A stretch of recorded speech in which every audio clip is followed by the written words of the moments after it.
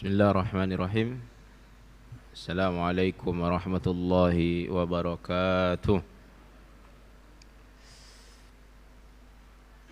Innal hamdalillah nahmaduhu wa nasta'inuhu wa nastaghfiruhu wa natubu ilaihi wa na'udzu billahi min syururi anfusina wa sayyiati a'malina may yahdihillahu fala mudilla lahu wa may yudlilhu fala hadiyalah.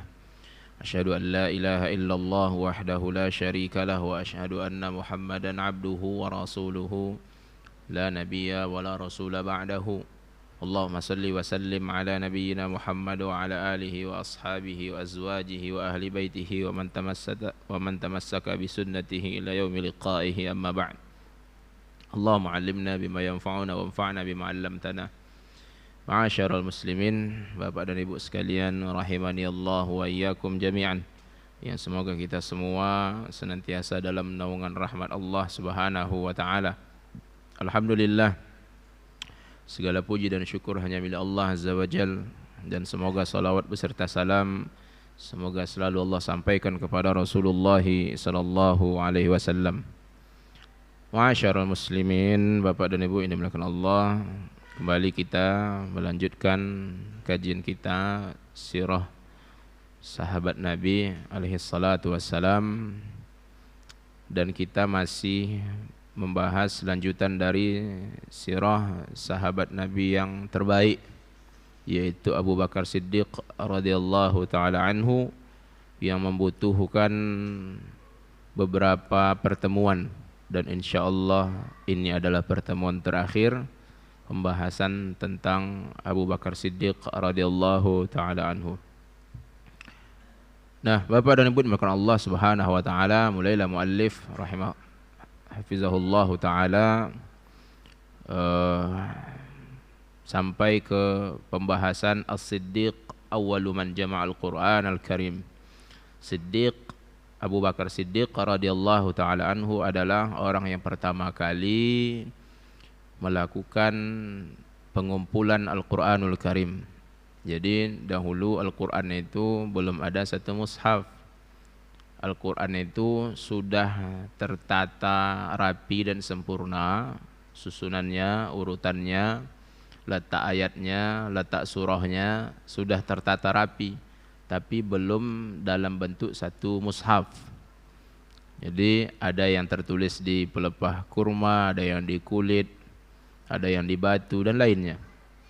Nah, lalu sampai di masa Abu Bakar Siddiq radhiyallahu taala anhu, sahabat Nabi yang mulia ini tatkala menjadi khalifah tersibukkan oleh beberapa perjuangan, beberapa jihad dan peperangan. Di antaranya adalah Diddul Murtaddin, menghadapi orang-orang yang murtad, orang-orang yang kembali ke belakang mereka. Jadi Bapak dan Ibu dimuliakan Allah Subhanahu wa taala, orang-orang yang murtad ini disebut murtad karena dulu pernah muslim. Jadi kalau kita mengingat orang-orang yang murtad yang diperangi oleh Abu Bakar Siddiq radhiyallahu anhu, berarti kita harus ingat Bapak dan Ibu, mereka ini pernah muslim, dan kehidupan mereka tak jauh dari Rasulullah pula. Lalu mereka pun murtad. Maka itulah iman. Nah, itulah iman bisa lekang dari dada siapapun. Na'udzubillah, summa na'udzubillah. Kemudian juga dari peristiwa jihad tersebut, qutila adadun kabirun min hafazatil Qur'an, terbunuh dengan jumlah yang sangat banyak dari para penghafal Al-Quran. Dari jihad tadi, peperangan-peperangan tadi, banyak pula para sahabat Nabi yang mereka yang paling ahli di dalam Al-Quran syahid dalam keadaan seperti itu. Nah, dalam keadaan seperti itu, kaum muslimin tentunya merasakan kegelisahan. Dan tentunya yang paling utama di sini dinukilkan adalah Umar bin Khattab radhiyallahu anhu. Ada kegelisahan. Jadi kegelisahan ini haruslah menjadi rasa seluruh kaum muslimin nih Bapak dan Ibu. Jadi kaum muslimin merasakan ini. Ini ada resiko besar di sana, bahwa para penghafal Al-Quran sudah mulai banyak berguguran. Kaum muslimin merasakan itu. Maka kita pun harus seperti itu, Bapak dan Ibu. Kalau di tempat kita tak ada pakar Al-Quran, maka risiko kita itu besar. Kita dalam keadaan posisi yang berbahaya. Maka Umar bin Khattab radhiyallahu anhu ketika menyadari, melihat fenomena ini, beliau pun berpandangan la budda min jam'il Quran fi mushafin wahidin. Kalau seperti ini maka sudah mesti, sudah selayaknya dan harus ini Al-Quran itu dikumpulkan menjadi satu mushaf. Nah, tapi ini kan tak ada dilakukan oleh Rasulullah SAW. Maka Bapak dan Ibu, terjadilah dialog nantinya antara Umar dengan Abu Bakar dan seterusnya. Nah, Umar bin Khattab sudah melihat, menyadari situasi seperti ini, berisiko ini. Maka Umar radhiyallahu anhu mendatangi Abu Bakar Siddiq radhiyallahu anhu dan memberikan pandangannya tentang mengumpulkan Al-Quran menjadi satu mushaf ini. Maka jawaban Abu Bakar, dan inilah prinsip salafus salih sampai sekarang, kaifa af'alu syai'an lam yaf'alhu Rasulullah sallallahu alaihi wasallam. Bagaimana bisa aku melakukan sesuatu yang tak dikerjakan, tak dilakukan oleh Rasulullah sallallahu alaihi wasallam. Jadi Bapak dan Ibu dimakan Allah Subhanahu wa taala, respon pertama Abu Bakar seperti ini. Inilah menandakan bahwa mereka sangat luar biasa hati-hatinya terhadap persoalan-persoalan agama yang tak ada tuntunannya dari Rasulullah sallallahu alaihi wasallam. Langsung direspon seperti ini. Jadi bukan ada menanyakan alasannya dulu, duduk diskusi dulu, enggak. Beginilah keteguhan prinsipnya para sahabat Nabi tentang agama ini. Lalu Umar bin Khattab radhiyallahu anhu menjawab, "Hadza wallahi khair." Ini demi Allah adalah kebaikan wahai Abu Bakar. Kemudian terjadilah hiwar tawil, dialog yang panjang. Panjang itu pembicaraan antara Umar dengan Abu Bakar. Hatta iqtana'a Abu Bakar bidzalika wa syarahallahu sadrahu li hadzal amr. Sampailah akhirnya Abu Bakar Siddiq pun merasa tentram mendengarkan penjelasan dari Umar, lalu hatinya pun tercerahkan. Oh, ini bukan tentang bid'ah. Itulah intinya, bahwa di sana ada maslahat besar. Ya, ada maslahatnya.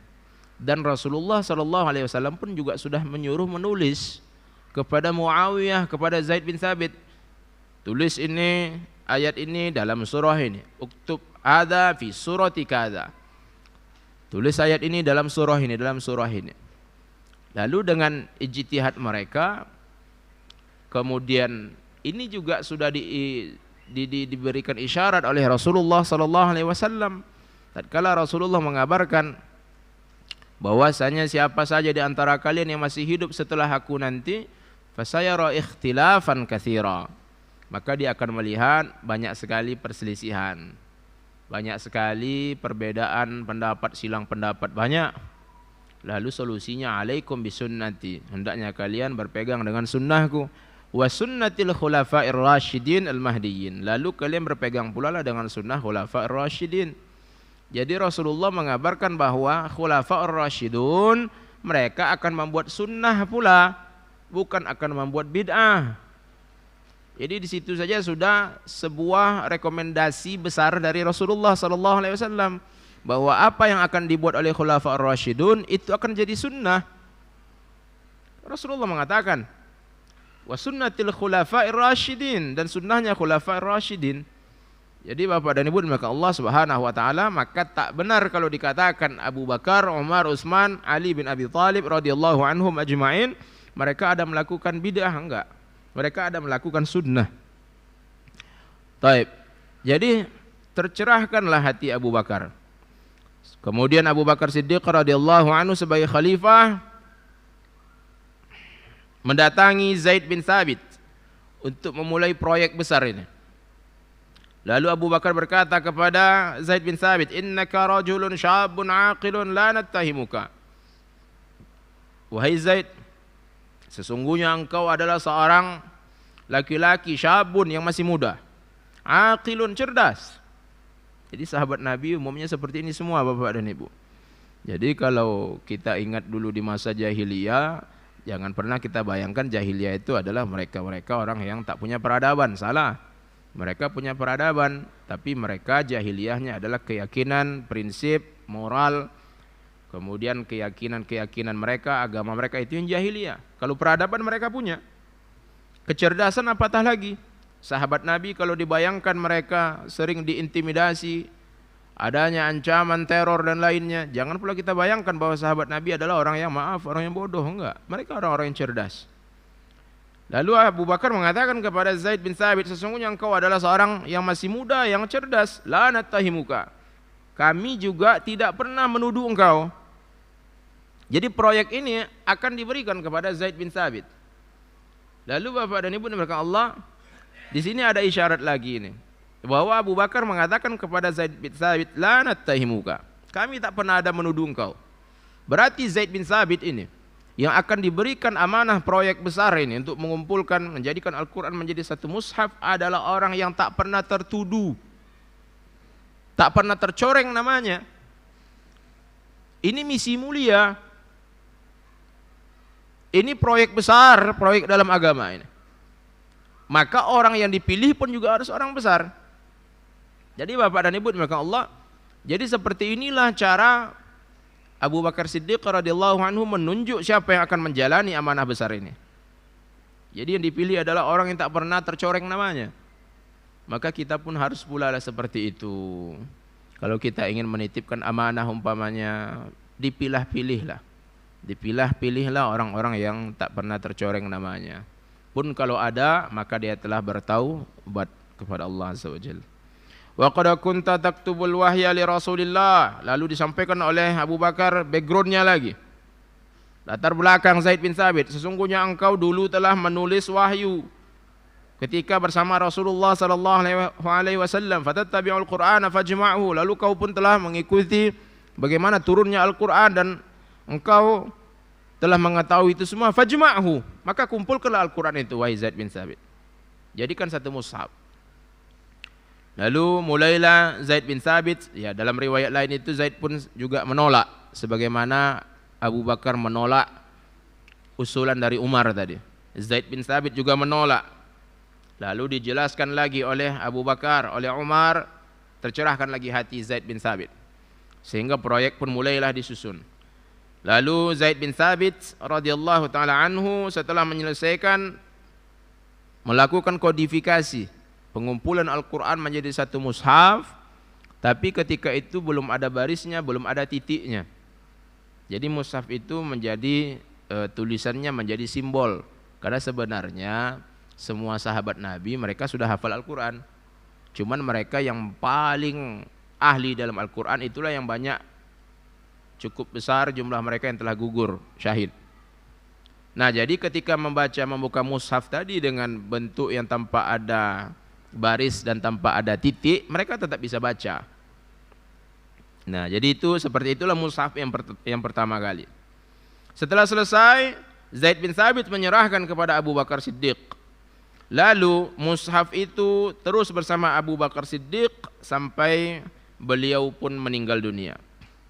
Kemudian mushaf tadi pindah kepada Umar bin Khattab radhiyallahu anhu. Kemudian sampailah Umar pun meninggal dunia.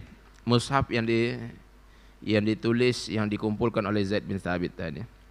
Kemudian begitu Umar bin Khattab meninggal dunia, berpindahlah mushaf tadi ke tangan putrinya, yang juga merupakan istri Rasulullah sallallahu alaihi wasallam, yaitu Hafsah bintu Umar ibn al-Khattab.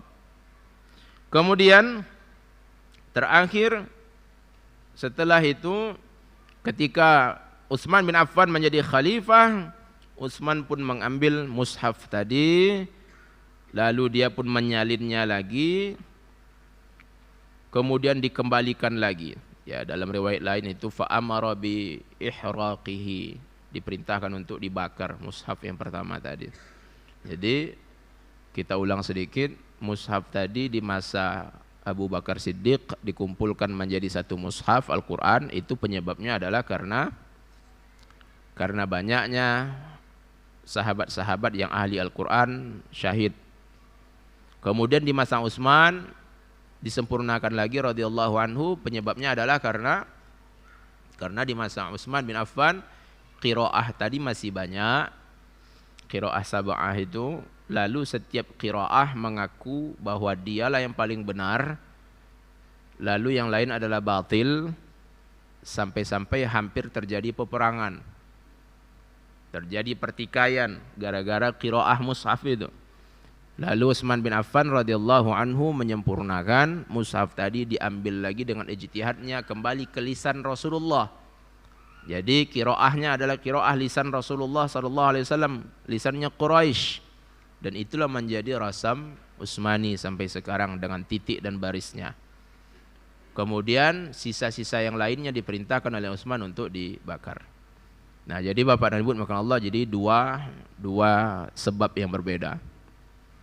Nah, kemudian Bapak dan Ibu dilanjutkan oleh muallif tentang Abu Bakar Siddiq radhiyallahu anhu di penghujung pembahasannya ini, bagaimana suwar min wara'ihi wa zuhdihi wa riqqatu qalbihi.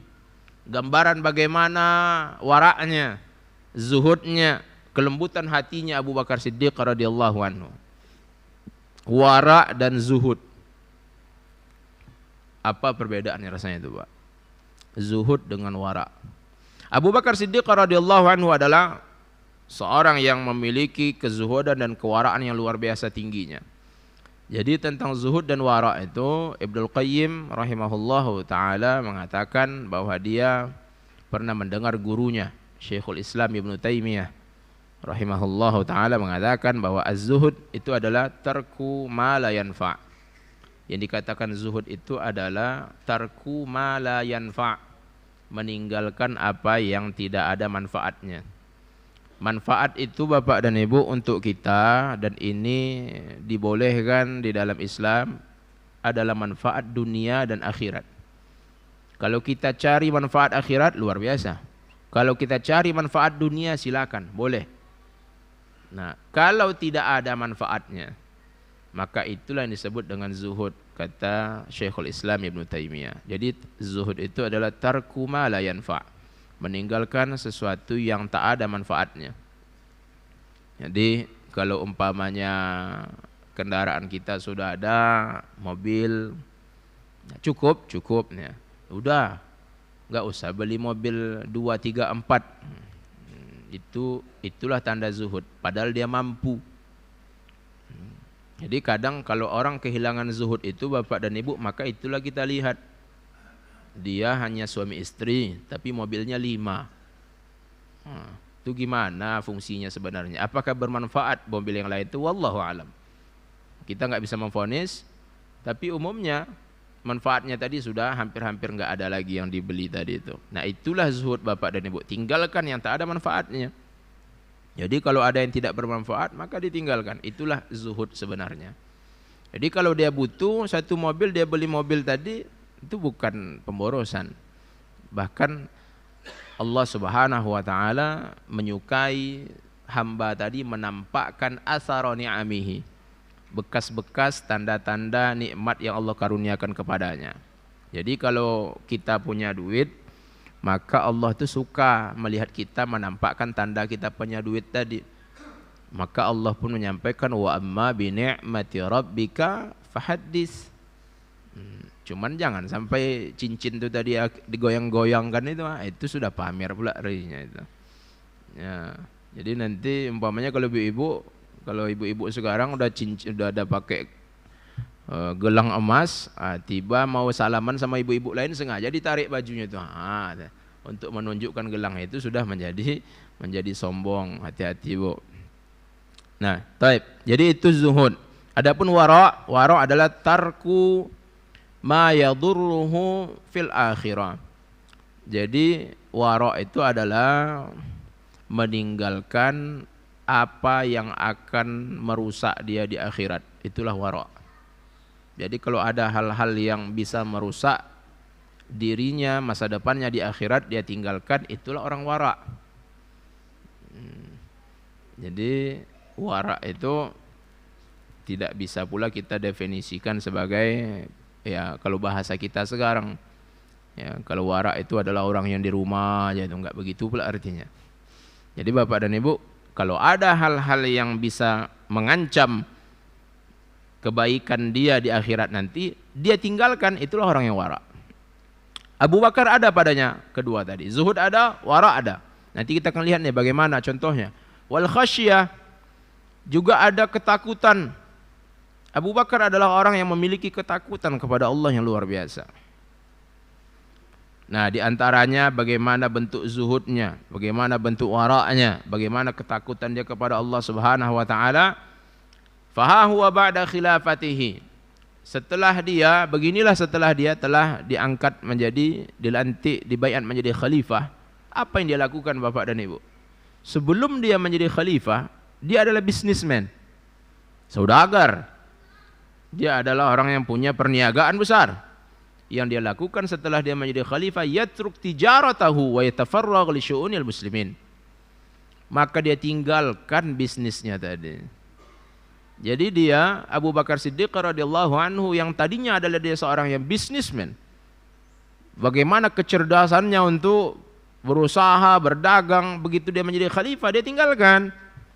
Lalu dia pun fokus ke permasalahan kaum muslimin. Nah, jadi Bapak dan Ibu ini dimuliakan Allah, maka orang-orang seperti ini itu hampir-hampir sulit ditemukan setelah para sahabat Nabi. Abu Bakar begitu menjadi khalifah, ditinggalkannya itu. Kalau kita di semasa sekarang ini, kalau dapat jabatan, dikombinasikan. Nah, kan itu jadinya. Kita sebagai orang yang dapat amanah, kita kombinasikan proyek tadi dengan skill dan latar belakang tadi. Mulailah akhirnya bertambah saldo dan seterusnya. Abu Bakar Siddiq tak seperti itu, dia tinggalkan.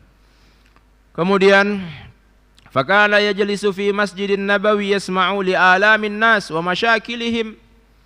Juga yang menjadi rutinitas Abu Bakar Siddiq radhiyallahu anhu adalah dia selalu duduk di dalam Masjid Nabawi. Lalu dia pun selalu mendengarkan keluhan-keluhan masyarakat, problematika masyarakat kaum muslimin selalu. Wa yas'a li halliha, dan dia pun berupaya untuk menyelesaikan itu. Jadi Bapak dan Ibu dimuliakan Allah Subhanahu wa taala, kenapa pemimpin dari masa Nabi SAW, Khulafaur Rasyidun, para sahabat Nabi ketika menjadi gubernur, mereka itu keadilannya luar biasa, tatanan hidup luar biasa indahnya. Salah satu faktornya adalah ketika mereka menjadi pemimpin, mereka tidak terhalangi dengan masyarakat itu oleh tembok dan pagar, pengawal-pengawal itu tidak ada. Jadi mereka duduk langsung. Kalau sudah duduk langsung dengan masyarakat, maka segala sesuatu problematika akan sampai ke telinganya dan akan terus langsung bisa diselesaikan. Itulah yang dilakukan oleh Abu Bakar Siddiq radhiyallahu taala anhu. Wa kana yastashiru akabir sahabah fi umuril muslimin. Kemudian Abu Bakar Siddiq radhiyallahu anhu juga selalu minta saran-saran. Dia khalifah, sahabat Nabi yang paling senior. Seluruh sahabat Nabi sudah tahu itu, pun masih minta pandangan, masih minta saran-saran dari sahabat-sahabat senior lainnya. Jadi bapak-bapak, ibu-ibu, kalau bapak-bapak ada amanah umpamanya, nah jangan sampai pula hilang musyawarah dari bapak-bapak itu, jangan. Sekelas Abu Bakar saja masih minta saran. Nah, ketika kita menjadi orang yang memperoleh amanah, jangan sampai pintu saran itu kita kunci tutup, sehingga kita hanya menjalankan amanah tadi sesuai dengan keinginan kita, jangan. Abu Bakar tetap meminta saran. Kemudian Abu Bakar Siddiq radhiyallahu anhu juga yaral fuqara wal masakin binafsihi sirran. Dia selalu melihat orang-orang fakir dan orang-orang miskin secara sirran, sembunyi-sembunyi, ditengok ya. Jadi secara intelijen lah. Inilah yang dilakukan oleh Abu Bakar. Kemudian Abu Bakar Siddiq radhiyallahu anhu juga kalau di musim dingin maka dia langsung ikut membagi-bagikan pakaian kepada kaum muslimin, kepada anak-anak yatim, kepada janda-janda apabila datang musim dingin seperti itu. Nah, jadi Bapak dan Ibu, ya kalau untuk seorang pemimpin langsung membagi-bagi kepada masyarakat sebuah pemberian, maka itu bukan hal yang tabu. Ya, wallahu alam kalau ada kamera atau enggak itu wallahu alam, tapi itu bukan hal yang tabu. Yang hari ini menjadi pencibiran banyak pengamat-pengamat katanya, itu bukan tugas seorang ini. Tugas seorang presiden itu lebih besar. Jangan. Sekelas Abu Bakar Siddiq radhiyallahu anhu, Umar pun demikian pula. Untuk memberikan pemberian tak ada salahnya bahwa mereka langsung yang memberikan itu. Wa kana yaqumu bi khidmati nafsihi wa la yatma'u fi ayyi shay'in min zahratid dunya wa zinataha al-faniyah. Kemudian Abu Bakar Siddiq dia sendirilah yang melayani dirinya. Jadi tidak dia manfaatkan privilege-nya. Karena dia adalah pemimpin, pembantuku 10, enggak begitu. Dan dia juga tidak tamak dari bunga-bunga dunia dan hiasan-hiasan dunia yang fana ini. Jadi bayangkanlah Bapak dan Ibu dimulakan Allah, nanti kita sampai itu bagaimana harta terakhir dari Abu Bakar Siddiq. Padahal dia baru-baru, dia kan Abu Bakar Siddiq radhiyallahu anhu menjadi khalifah hanya 2 tahun beberapa bulan. Di dalam waktu yang singkat itu Romawi dan Persia bergoncang. Ghanimah, harta rampasan perang luar biasa banyaknya. Kalau kita mungkin secara matematika udah kita bayangkan tuh berapa lah untuk presiden tuh, untuk khalifah. Berapa persen lah itu. Tapi Abu Bakar Siddiq ternyata beliau seorang yang tidak tamak terhadap hiasan-hiasan bunga-bunga dunia yang fana ini. Nah, Bapak dan Ibu bukan Allah Subhanahu wa taala. Ini di antara waraknya. Warak tadi apa, Pak? Meninggalkan sesuatu yang bisa merusak akhiratnya. Ini di antara waraknya. Dan ini dinukilkan oleh Imam Bukhari rahimahullah ta'ala dalam kitab Al-Manaqib. Jadi suatu hari Abu Bakar Siddiq radhiyallahu anhu bersama dia ada budaknya. Budaknya ini setiap hari mengantarkan makanan. Fa'akala minhu Abu Bakar. Abu Bakar pun makan makanan itu yang dibawa oleh budaknya. Lalu suatu hari Abu Bakar bertanya kepada budaknya ini tentang makanan ini, dan budak tadi pun menjawab balik, atadari ma hadza? Tahukah engkau wahai Abu Bakar, wahai khalifah, ini makanan apa? Yang barusan dikasih tadi, yang sudah dimakan oleh Abu Bakar tadi. Tahukah engkau wahai khalifah, ini makanan apa? Dijawab oleh Abu Bakar, mahu. Apa itu? Makanan apa ini? Udah selesai ini, sudah dimakan oleh Abu Bakar. Dijawab oleh budak tadi, kuntu takahantu linsanin fil jahiliyah. Dulunya aku membuat praktek perdukunan di masa jahiliyah. Rupanya budak ini mantan dukun rupanya. Dulunya aku membuat praktek dukun di masa jahiliyah. Wa ma uhsinul kahana illa anni khada'tuhu fa'atani bidzalika. Tidaklah aku bagus dalam perdukun itu sebenarnya. Melainkan aku bohong, aku tipu orang tuh, pasien tuh. Ya memang ini seperti inilah dukun itu. Dukun itu paling sering mereka membohong-bohongi. Sudah sangat banyak itu dukun ketika mau meninggal baru dia cerita. Banyak kali dosaku nih. Selama ini aku bohong itu, ku karang-karang semuanya itu. Kan ada kejadian itu Bapak Ibu. Di kampung-kampung ada orang kehilangan barangnya, umpamanya kacamatanya, dompetnya, datang ke dukun. Wah, lalu bergerak-geraklah dukun itu. Wah, ini di sini nih yang ngambil ini. Kalau memang bisa dia mendeteksi, suruhlah dia mendeteksi di mana tambang minyak di Kandis nih minta. Dia itu bawa bor ke sana, Pak. Tapi itu tak terjadi. Begitulah penipuannya dukun-dukun itu. Dan ini seperti itu pula lah budaknya Abu Bakar tadi. Kutipu orang itu, wahai Abu Bakar. Lalu orang tadi pun memberikan kepada aku hadiah. Fahadzal ladzi akalta minhu, itulah yang barusan kau makan tadi, wahai Abu Bakar. Ini budak ini ternyata yang dia kasihkan makanan kepada Abu Bakar tadi adalah hasil perdukunan. Allahu Akbar. Ini hadisnya riwayat yang sahih asar ini. Tentang diriwayatkan oleh Imam Bukhari rahimahullah ta'ala. Itulah yang kau makan tadi, wahai Abu Bakar. Itu apa yang dilakukan oleh Abu Bakar setelah itu? Fa'adkhala Abu Bakar yadahu faqa'a kulla syai'in fi batnihi. Maka Abu Bakar pun memasukkan tangannya ke dalam mulutnya. Dicongkelnya oleh Abu Bakar mulutnya tadi, kemudian dia pun muntah semua yang dia makan tadi. Ya Allah. Kalau anda pribadi baru sekali nengok ada orang bisa seperti itu, Pak. Anda pun heran, ternyata bisa rupanya memuntahkan makanan yang sudah dimakan tadi. Ada abang-abang dulu makan terlalu banyak, lalu dicongkelnya mulutnya, muntah. Ngapa bang? Terlalu banyak saya makan tadi Ustaz. Rupanya bisa juga dikeluarkan, karena terlalu banyak makan, dia congkel mulutnya, muntah lagi setengah dari yang dia makan tadi. Nah, jadi Bapak Ibu makan Allah, Abu Bakar Siddiq paham bahwa makanan ini akan ada mudaratnya terhadap kehidupan akhirat. Maka itulah kewaraannya. Maka Bapak dan Ibu makan Allah Subhanahu wa taala, hati-hati beliau dan takut beliau terhadap apa yang masuk ke dalam tubuhnya. Jadi Bapak-bapak dan Ibu-ibu yang makan Allah Subhanahu wa taala, kita pun juga harus seperti itu. Itulah baru kita seorang yang wara'.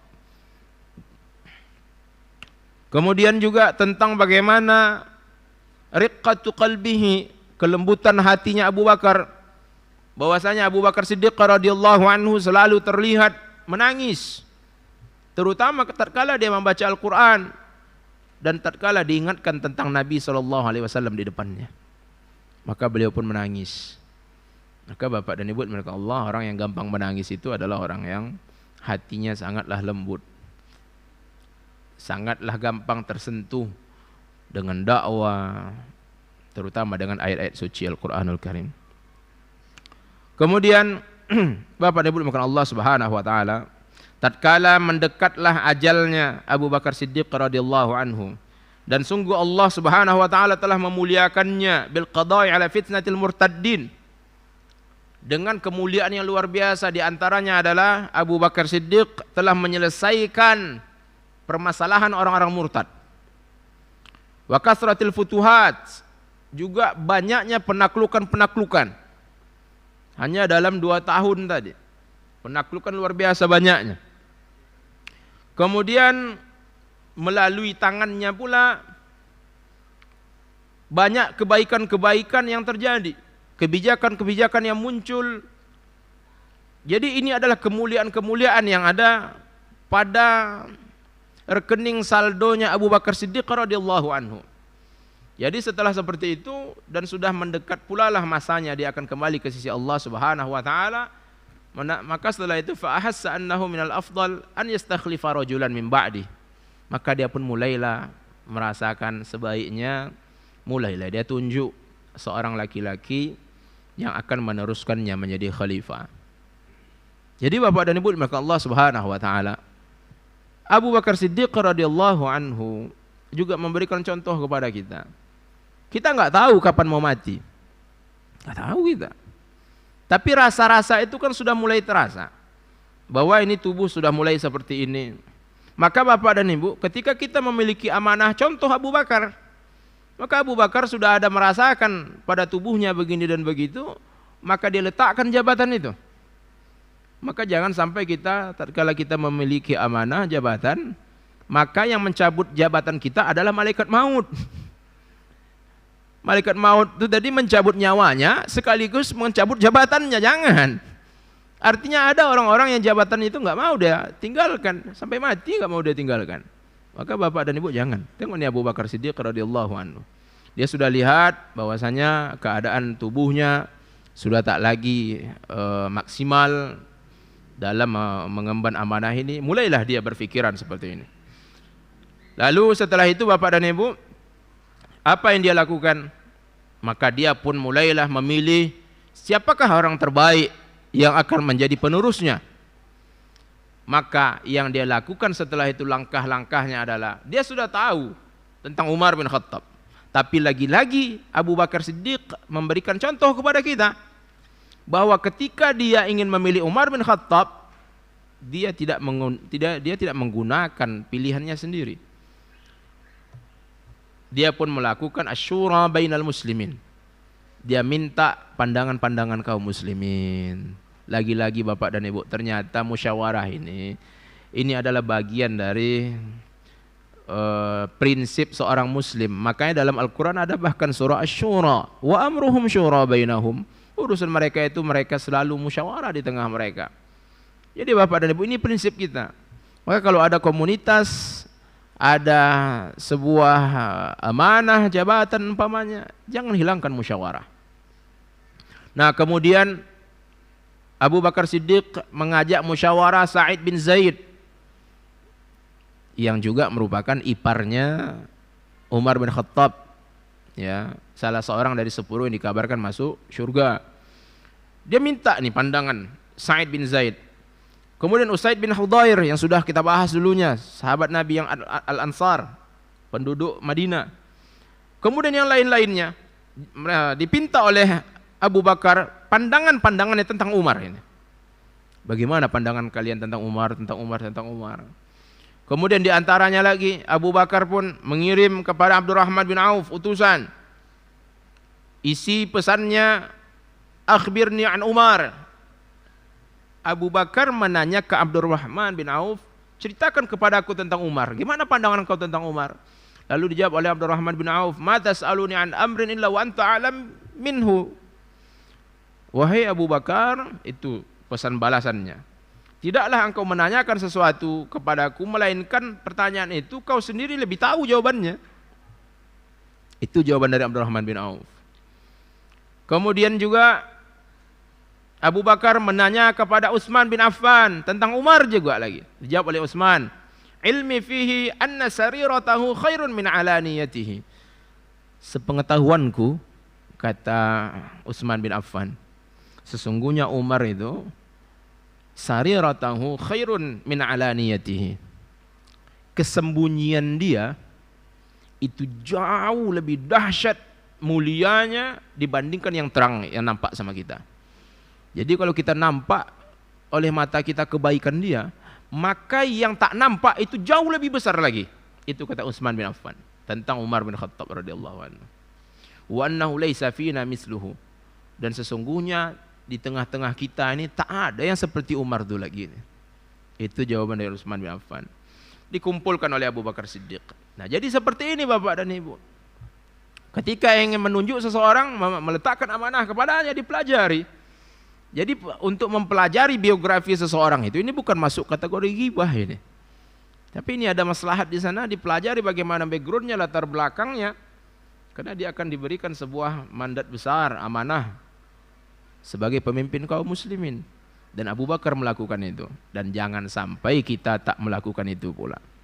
Jadi musyawarah itu harus terus ada di tengah-tengah kita.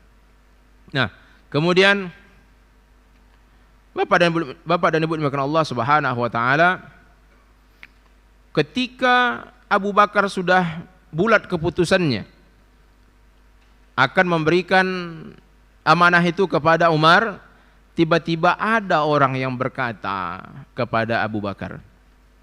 Ya, kalau di masa sekarang mungkin dikatakan orang kritis lah seperti itu. Ada salah seorang kaum muslim mengatakan, "Ya Abu Bakar, ma taqulu li rabbika idza sa'alaka an istikhlafi Umar wa qad tara shiddatahu?" Wahai Abu Bakar, apa yang akan kau katakan di hadapan Allah nanti tatkala Allah akan bertanya kepada engkau, kenapa engkau tunjuk Umar menjadi khalifah sedangkan engkau sudah tahu bagaimana kerasnya Umar itu. Nah, ini kan kalau di tempat kita ini kan banyak ini.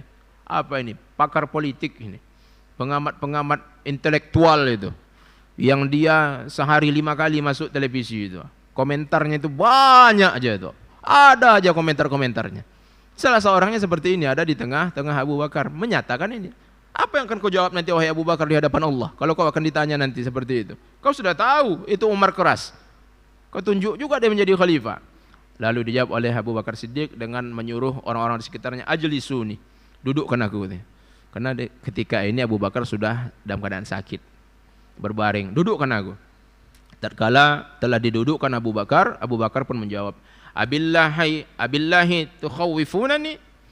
Apakah kalian mau menakut-nakutkan aku terhadap Allah Subhanahu wa taala?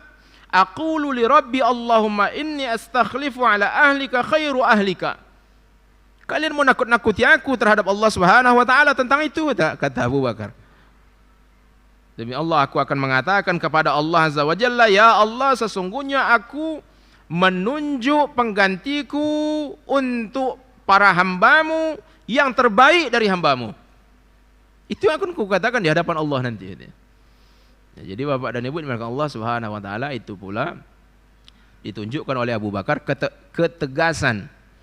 Ya, walaupun ada orang kritis tadi, tak semua kritis itu harus diikuti.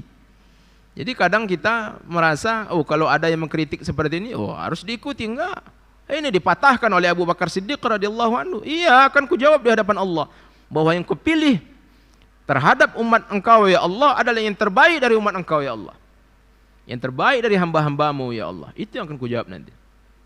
Nah, setelah itu Bapak dan Ibu, langsunglah Abu Bakar Siddiq radhiyallahu anhu memanggil Utsman bin Affan. Dipanggil. Lalu Utsman datang. Wahai Utsman, uktub, tulis. Ditulislah surat wasiat dari Abu Bakar Siddiq radhiyallahu anhu. Bismillahirrahmanirrahim. Hadza ma ahida Abu Bakar ibn Abi Quhafa fi akhir ahdihi bid dunya kharijan minha. Ini adalah apa yang diikat, yang dijanjikan oleh Abu Bakar ibnu Abi Quhafah pada akhir masanya di dunia ini, yang dia akan keluar dari dunia ini. Wa inda awwali ahdihi bil akhirah dakhilan fihi. Dan ini adalah awal langkahnya menuju akhirat dan dia akan masuk ke dalamnya. Apa isinya? Inni istakhlaftu alaikum, sesungguhnya aku telah memilih, menunjuk pengganti untuk kalian. Sampai di kalimat itu, begitu ditulis oleh Utsman bin Affan, sampai di kalimat itu, summa ghusya alaih, lalu Abu Bakar pun pingsan. Pingsan Abu Bakar di situ, Bapak dan Ibu. Sehingga kalimat wasiat tadi tak selesai tercatat. Lalu Bapak dan Ibu, oleh Utsman bin Affan, karena dia sudah tahu kronologi tadi, kemana arah pilihan dari Abu Bakar Siddiq, oleh Utsman bin Affan disempurnakan tulisan tadi. Padahal baru didikte oleh Abu Bakar, sesungguhnya aku menunjuk pengganti untuk kalian. Pingsan di sana Abu Bakar.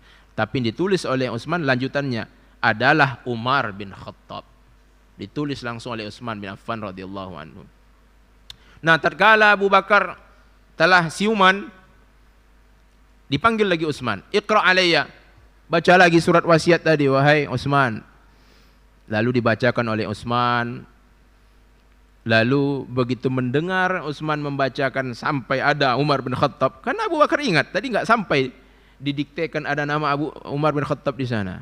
Lalu mendengar, begitu terdengar nama Umar bin Khattab, fakabbara, bertakbir itu Abu Bakar. Dan Abu Bakar pun mengatakan, araka khifta an yakhtalifan nas iniftalatat nafsi fi ghasyati. Aku melihat engkau wahai Utsman, nampaknya kau takut bahwa orang-orang akan berselisih nanti kalau terlewatkan oleh diriku ketika aku dalam keadaan pingsan tadi menyebutkan nama Umar. Nampaknya kamu khawatir ya wahai Utsman. Dijawab oleh Utsman, na'am, iya wahai Abu Bakar, aku khawatir. Maka ditulis oleh Utsman seperti itu. Lalu jawaban dari Abu Bakar, jazakallahu khairan anil islami wa ahlihi. Semoga Allah membalas kebaikan kepada engkau terhadap Islam ini dan kaum muslimin. Dan Abu Bakar pun radhiyallahu taala anhu mengiyakan, menyetujui apa yang telah ditulis tadi. Kita jeda sejenak mendengarkan azan salat Isya. Hadza wa sallallahu ala nabiyyina Muhammad. Fadhal Pak. Bismillah, alhamdulillah, salatu wassalamu ala rasulillah ma ba'd. Nah, Bapak dan Ibu dimuliakan Allah Subhanahu wa taala. Aisyah radhiyallahu anha menceritakan awal mula menuju wafatnya Abu Bakar Siddiq radhiyallahu anhu, yaitu sakitnya Abu Bakar tatkala dia suatu hari mandi. Wa kana yauman baridan. Ketika itu hari adalah hari yang dingin. Lalu beliau pun radhiyallahu anhu terkena al-huma, demam. Dan demamnya itu ternyata berlanjut selama 15 hari. Selama 15 hari itu kata Aisyah, la yakhruj ila salatin. Dia tak ada lagi bisa keluar untuk solat bersama kaum muslimin. Wa kana ya'muru Umar bis salah. Lalu beliau pun menyuruh Umar untuk menjadi imam solat bersama kaum muslimin. Jadi Bapak dan Ibu, begitulah kalau kematian itu sudah mulai mendekati kita. Seorang Abu Bakar Siddiq yang imannya kuat dan tubuhnya juga kuat, fisiknya kuat, menunggang kuda yang hebat, aktif dalam kancah peperangan, pertempuran, pemberani. Tapi begitu kematian itu mendekatinya, untuk keluar rumah pun sudah tak lagi bisa. Maka benarlah yang disampaikan oleh Rasulullah, innalil mauti la sakarat. Sesungguhnya kematian itu ada sakaratnya, dan kita pun akan sampai di titik itu nantinya. Semoga Allah mudahkan kita semua. Nah, Aisyah radhiyallahu anha melanjutkan 15 hari dia tak lagi keluar untuk sholat. Lalu beliau pun memerintahkan Umar bin Khattab untuk menjadi imam kaum muslimin dalam sholat mereka. Lalu kaum muslimin pun mereka setiap harinya selalu mereka mengunjungi, menjenguk Abu Bakar Siddiq radhiyallahu anhu. Wa kana Utsman alzamahum. Adapun Utsman dialah yang paling konsisten, paling selalu dia datang menjenguk Abu Bakar dari seluruh sahabat Nabi tadi. Beliaulah yang paling sering menjenguk Abu Bakar Siddiq radhiyallahu anhu dalam sakitnya ini. Kemudian dalam sakitnya itu juga Aisyah radhiyallahu anha melanjutkan ceritanya tatkala Abu Bakar sakit, yang sakitnya ini mengantarkan kepada kematiannya. Beliau berkata, ada perkataan dari Abu Bakar, unzuru madza zada fi mali mundu dakhaltu fil imara. Kalian cek, kalian periksalah, lihatlah apa yang telah bertambah dari hartaku tatkala aku masuk ke dalam pemerintahan ini. Setelah aku memiliki jabatan, bagaimana bertambahnya hartaku, tengok apa saja yang bertambah itu. Lalu orang-orang pun mulailah menjalankan instruksi dari Abu Bakar. Diceklah harta-harta Abu Bakar tadi. Ternyata Abu Bakar Siddiq radhiyallahu anhu yang infaknya triliunan itu, tatkala dia menjadi khalifah di penghujung hayatnya, begitu dicek hartanya, diaudit lah istilahnya, ditengok, diperiksa oleh kaum muslimin. Lalu orang-orang pun mendapati faiza abadun, rupanya dijumpai ada satu orang budak yang masih tersisa dari harta Abu Bakar. Satu orang budak yang dia menggendong bayinya. Kemudian wa idza ba'irun, juga ada seekor ba'ir, onta barang. Dan onta ini digunakan untuk menyirami kebun.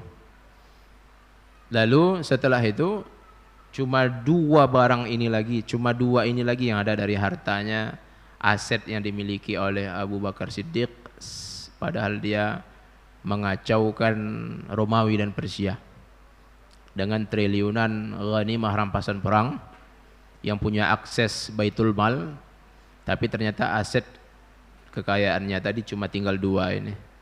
Satu tadi budak, yang kedua ba'ir, onta barang, atau onta yang digunakan untuk bawa-bawa barang. Nah, setelah itu apa yang dilakukan? Ternyata perintah dari Abu Bakar adalah untuk fab'atsu bihi ilal khalifah min ba'di. kalian antarkanlah aset itu tadi ke khalifah setelahku. Ternyata sudah cuma tinggal 2 barang tadi. Cuma itu lagi asetnya, disuruh antarkan kepada khalifah penerus setelahku ini. Lalu kami pun kaum muslimin pun membawa 2 aset tadi menghadap, diantarkan kepada Umar bin Khattab. Lalu Bapak dan Ibu, respon dari Umar bin Khattab, begitulah Umar pula. Seorang sahabat Nabi yang tegas, keras, tapi juga memiliki hati yang sangat lembut. Jadi dia melihat sesuatu yang mungkin tak dilihat oleh orang, tapi penglihatan itu adalah penglihatan yang sangat dalam.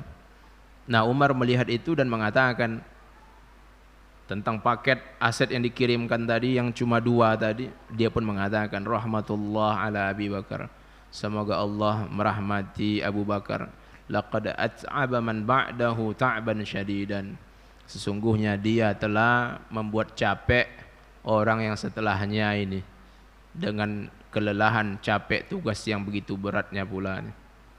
Jadi itu kata Umar, bahwa dipilihnya Umar itu akan memberikan kelelahan yang sangat besar pula kepada Umar setelah itu.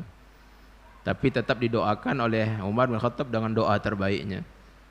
Nah, kemudian Aisyah radhiyallahu anha juga menceritakan, Abu Bakar juga pernah mengatakan dalam hari-hari sakitnya itu, nah ini untuk bapak-bapak yang ada hartanya nih Pak, ibu-ibu juga yang ada hartanya ini pesan berharga ini. Abu Bakar berkata kepada Aisyah, wahai Aisyah, sesungguhnya laisa ahadun min ahli ahabbu ilayya minki, tak ada satu orang pun yang paling kucintai dari keluargaku melebihi engkau wahai Aisyah. Wa qad kuntu a'taituki bustanan, sungguh dulu telah kuberikan kepada engkau sebuah bustan, sebuah kebun ladang. Jadi ini kan sebagaimana kita umumnya Bapak dan Ibu, mungkin kita ada kecenderungan kepada salah seorang anak kita. Lalu oleh Abu Bakar pernah dia serahkan, dia berikan satu buah kebun kepada Aisyah, saking cintanya kepada Aisyah. Tapi di saat penghujung hayat ini Abu Bakar kembali ingat lagi. Apa hukum hibah seperti itu? Apa hukum pemberian seperti itu kepada satu anak saja? Lalu itulah yang dirasakan dan diingat lagi oleh Abu Bakar. Ternyata kan memang hal seperti itu dilarang dalam Islam.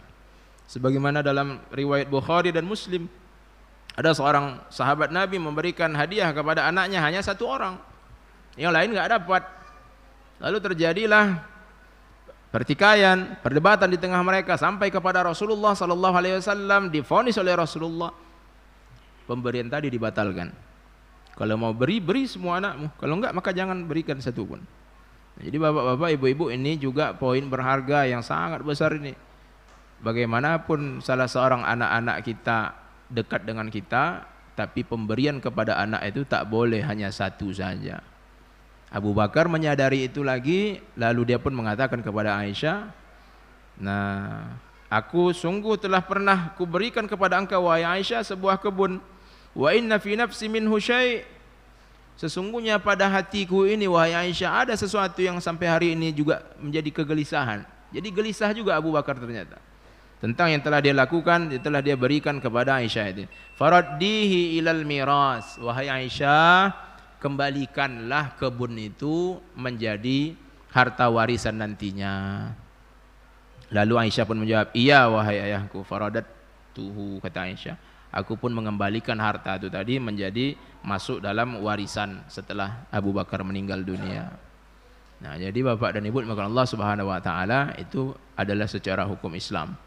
Nah, kemudian Bapak dan Ibu dimuliakan Allah Subhanahu wa taala, dilanjutkan lagi oleh Abu Bakar, adapun aku, ceritakan oleh Abu Bakar, sesungguhnya semenjak aku diangkat menjadi khalifah, pemimpin kaum muslimin, aku tidak ada makan harta kaum muslimin 1 dinar pun, walaupun 1 dirham sekalipun.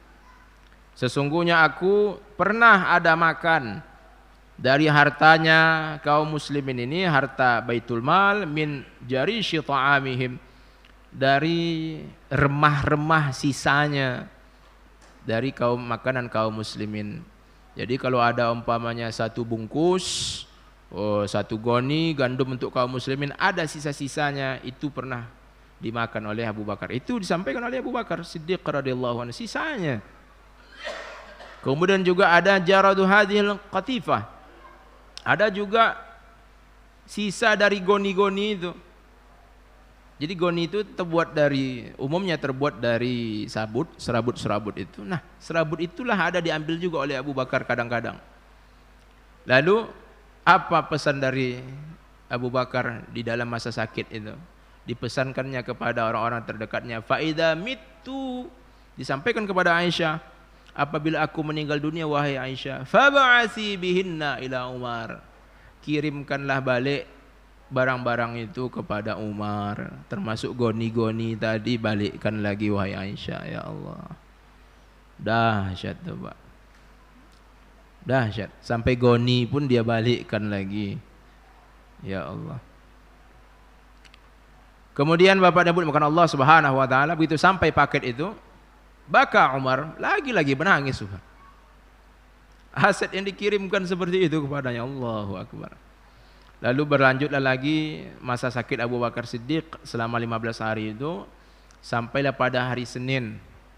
Hari Senin malam Selasa tanggal 22 Jumadil Akhirah pada tahun 13 Hijrah.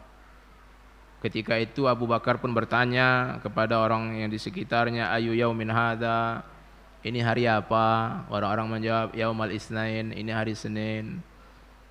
Lalu dijawab oleh Abu Bakar, fa in mittu min lailati fala tantaziru bil ghad. Kalau aku meninggal dunia di malam ini, maka jangan kalian tunggu lagi sampai besok, kata Abu Bakar. Fa inna ahabbal ayyami wal layali ilayya aqrabuha min Rasulillah sallallahu alaihi wasallam. Sesungguhnya malam yang paling kucintai dalam sepanjang hidupku adalah malam tatkala aku sudah semakin dekat dengan Rasulullah. Jadi jangan ditunda-tunda lagi. Jadi Abu Bakar sudah tak sabar lagi, dia ingin kembali berjumpa dengan Rasulullah sallallahu alaihi wasallam. Kemudian beliau pun meninggal dunia, kembali ke sisi Allah Subhanahu wa taala di usianya yang ke-33 tahunnya. Lalu beliau pun dimandikan oleh istrinya sesuai dengan wasiatnya, yang bernama Asma bintu Umais. Jadi istrinya lah yang memandikannya sesuai dengan pesannya. Kemudian setelah itu tatkala dia dikebumikan, lalu diletakkanlah dia berada di samping Rasulullah sallallahu alaihi wasallam, inda katifai Rasulillah, yang sejajar dengan bahu Rasulullah sallallahu alaihi wasallam. Jadi dari makam Rasulullah maka disejajarkanlah Abu Bakar dengan bahunya Rasulullah sallallahu alaihi wasallam. Kemudian lahatnya pun juga tersentuh dengan kuburan Rasulullah sallallahu alaihi wasallam, dan di dalam kuburan tadi yang menyambutnya adalah Umar, Utsman, Talha, kemudian anaknya Abdurrahman. Bapak dan Ibu dimuliakan Allah Subhanahu wa taala, itulah sahabat Nabi yang mulia, yang terbaik, yang luar biasa kemuliaannya Abu Bakar Siddiq radhiyallahu taala anhu wa rahimahullahu rahmatan wasi'ah wa askanahullahu fasiha jannatihi wa ghafara lahu ma taqaddama min dhanbihi. Allahumma jama'na ma'ahu fa inna rasulaka alaihi salatu wassalam ahida alaina bi annana ma'aman ahabba bi annana ma'aman nuhibbu fa nahnu nuhibbuhu ya Allah. Allahumma jama'na ma'ahu bi rahmatika ya ghafurur rahim. Hadza wa sallallahu ala nabiyyina Muhammad. Subhanakallahumma bihamdika asyhadu an la ilaha illa anta astaghfiruka wa atubu ilaik. Assalamualaikum warahmatullahi wabarakatuh.